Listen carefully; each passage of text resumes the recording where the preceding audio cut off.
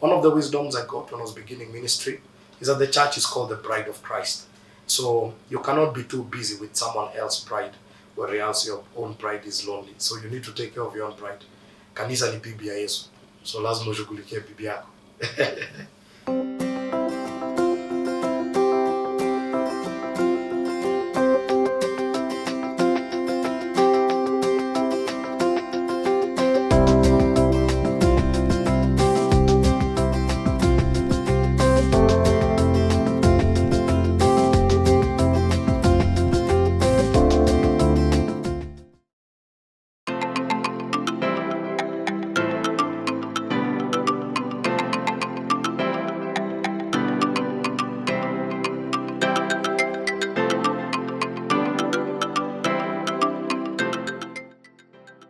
Okay, I guess you've been married for 3 years?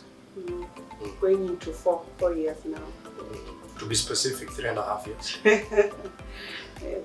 Yes, and the courtship time, I think we dated for 1.5 years. Yeah, 1.5 years. Yes, the challenge was that we took almost 6 months planning the wedding. So ideally the courtship lasted around 12 months. That's a whole year. What was the impact of the courtship? We got to know each other. We also, on a personal level, I think it was enough time to collect data. All of us were of age, so we knew we wanted to settle in marriage. So we were not trying to look, are you ready for marriage? We're trying to look, is this the person that you want to settle with in marriage? Personally, that is what was more important, coming from a pastoral point, and a few heartbreaks that made me feel like I don't have a heart. I don't know about you. Well, yeah, I'd say it was a time of getting to know one another better. It was a time to know whether we were suitable for one another. And just, I think the main thing is getting to know who this friend you're getting married to or you're more interested in is all about. Okay, our experience in marriage so far, a lot of adjustment. You know, the moment you're single, you have your space, you have your time, you do things independently.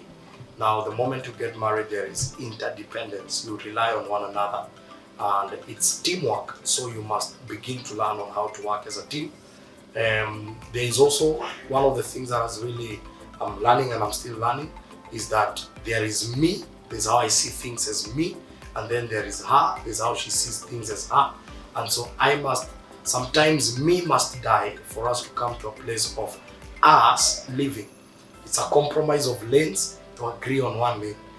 When the Bible says and two shall become one, it does not happen during the wedding day. The wedding day is the first day. When you make the first step of becoming, it's a journey that ends the day when all of you will leave, and that is the day when death do you part. So it's a journey. I think for me, allowing someone to penetrate into my personal space and private space, I'm still adjusting on that. Yeah, so we are still in the journey of learning one another. We are still in the journey of marriage. We are not yet there. It's a day at a time. For me, I think the biggest takeaway I'd say is learning to understand your partner, having a listening ear. You know, getting to really understand what are they communicating, and also being at a place where you forgive easily. You forgive easily and you move on to build each other up so that you don't stay at the same place because of a certain issue. So as we move along, forgive one another, talk about issues that are, you know, probably a challenge or an issue, and just move on from that, and you just look forward to the future. Yes. Mine, I think I'll say is assume you are in this cylindrical space without exit, and you must stay there together. So you must come up with ways of adaptability, ways of survival, and ways of staying together. Solving is the main thing, and not dissolving. The attitude you have when you are in marriage will determine how best you enjoy and how best you live in it. The moment you know there is no exit, then it shouldn't work. It must work at any cost. I think that's one thing that I've learned, and that has always been my driving force. Secondly, I think I've learned marriage is very simple. It's just living with a person, it's just living with a friend, sharing the same house, same bed, same meals, and doing life together. I think people have made marriage look like a prison. Many things have been used. It's, it's just having a roommate who's permanent and a bedmate who's permanent. Of course, not just a bedmate as a brother and sister. That's a conversation for another day. But one who's permanent. And that's it. That's marriage. As simple as that. Being a pastor's wife, it's not something that I had planned for or something that I ever thought I'd be, So I think I just go a day at a time. Also developing my relationship with God.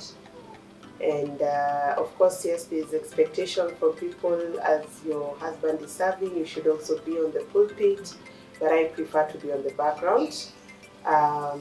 My strength is more administrative, so that is where I give my support. And so far, so good. I think I see pastoral work as any other assignment.